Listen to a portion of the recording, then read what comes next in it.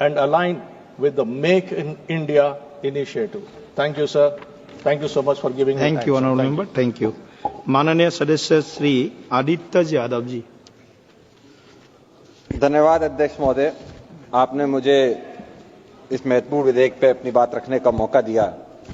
मैं सर्वप्रथम अध्यक्ष महोदय अपने पार्टी के नेता आदरणीय अखिलेश यादव जी का धन्यवाद दूंगा कि इतने महत्वपूर्ण विधेयक पे मुझे अपनी बात रखने का मौका दिया गया है। अध्यक्ष महोदय, माननीय अध्यक्ष जी, ये विधेयक देश के संपत्ति है खास, जैसा आपने देखा होगा, एक समूह को कहीं ना कहीं फायदा पहुंचाने के लिए बनाया जा रहा है। मेरा मानना है कि इस विधेयक के जरिए कहीं ना कहीं वो सारी नीतियां जो छोटे हमारे ट्रांसपोर्टर्स होते थे उनको दबाने का इस विधेयक के जरिए प्रयास किया जा रहा है।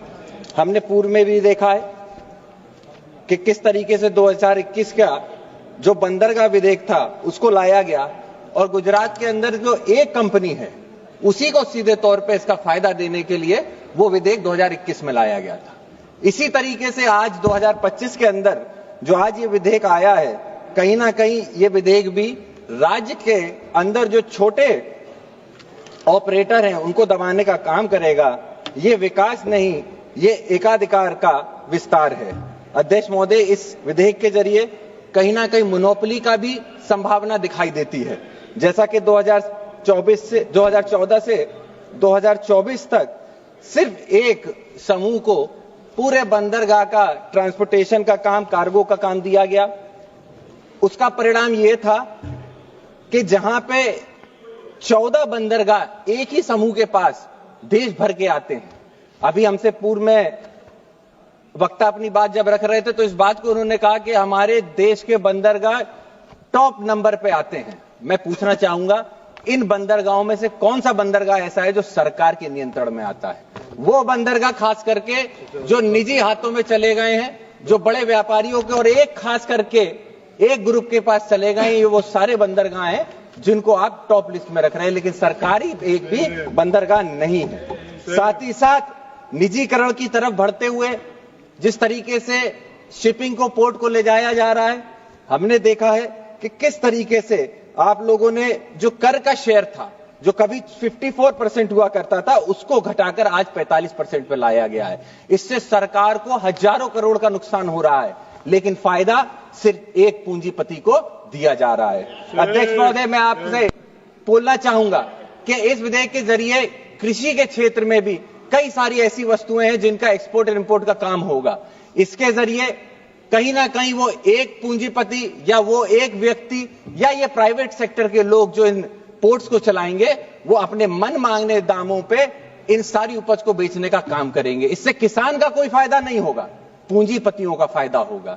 इसीलिए मैं अनुरोध करना चाहता हूं कि इस विधेयक को हम यहीं रद्द करें और एक नया विधेयक लाने का प्रयास करें, जिससे आने वाले समय में हमारे जो छोटे व्यापारी हैं, मध्यम वर्ग के व्यापारी हैं, जो किसान हैं, जो इस देश की सबसे बड़ी आप कह सकते हैं आत्मा इस देश की है, अगर हम उन लोगों की बात को सुनेंगे और इस विधेयक के अंदर प्रयास करेंगे कि उनके समन्वय बना के उनके जो बिंदु है उनको लेके आया जाए, तो मैं समझता हूं ये विधेयक कहीं ना कहीं इस लोकतंत्र के लिए अच्छा साबित होगा। अध्यक्ष महोदय, मैं आपसे अनुरोध यही करूंगा कि आने वाले समय में प्रयास ये किया जाए कि ट्रांसपेरेंसी रखी जाए, मोनोपोली प्राइवेट सेक्टर की खत्म होनी चाहिए, शिपिंग सेक्टर के सरकारी रोजगार खत्म होते चले जा रहे हैं, हमें इस पे भी ध्यान देना होगा।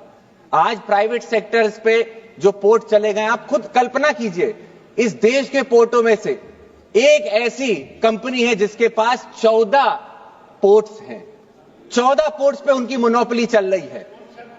इसीलिए आप सब जानते हैं, मैं आपसे यह अनुरोध करूंगा कि आप सभी लोग इस बात को ध्यान रखें कि हमारी जो सरकार की संपत्ति है वो कहीं ना कहीं सरकार किसी एक व्यक्ति को फायदा पहुंचाने के लिए वो सारी संपत्तियों को बेचती चली जा रही है।